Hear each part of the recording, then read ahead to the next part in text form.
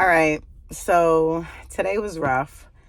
I don't even know if I am going to put this video out, but I am in the theme of rebuilding my mess. And let me say this, with rebuilding your mess comes a lot of uncomfortable moments. And this is definitely one. So for a year and a half, I've had an investment property. And when things got a bit, and this was my first time,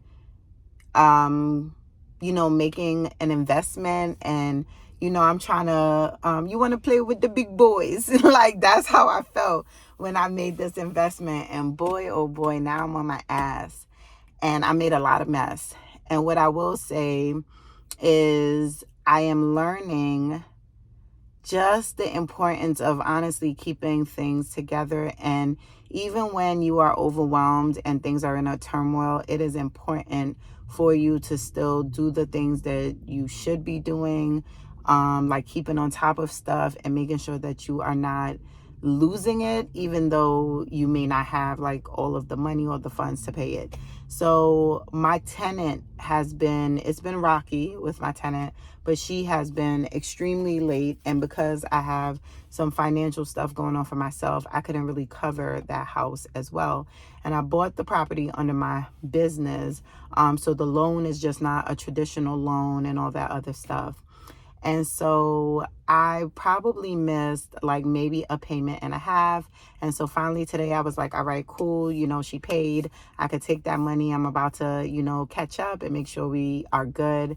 And when I went, I saw that they already like wrote off the loan. And I'm like, that was quick. And I'm like, I just didn't really expect that. It might be 2 months, but it's definitely not more than that.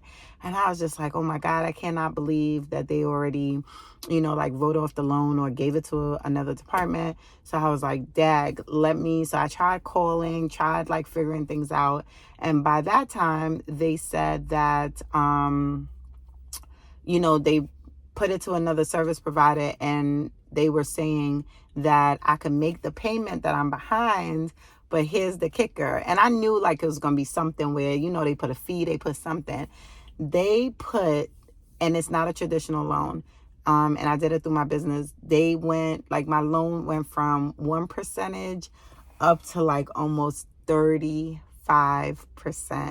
They said that if you are more than 30 days, and of course I didn't see that. I had no idea. And all right, I don't need no internet saying like, you didn't read fully. 35%. So pretty much I've been accumulating like 80 something dollars per day that I've been late on this loan. And so with all the, fees and everything else, they hit me with like a double digit, that I need to pay to catch up. Like I was only behind like a certain amount. Now I got to pay almost $10,000 to catch up. And when I tell you I was hyperventilating, feeling like shit, because here I am like, all right, I'm finally about to like catch up. I had some projects. I got some checks in. I'm about to move this around. I'm about to, we about to do that. And I get hit with almost losing, pretty much a almost $10,000 loss.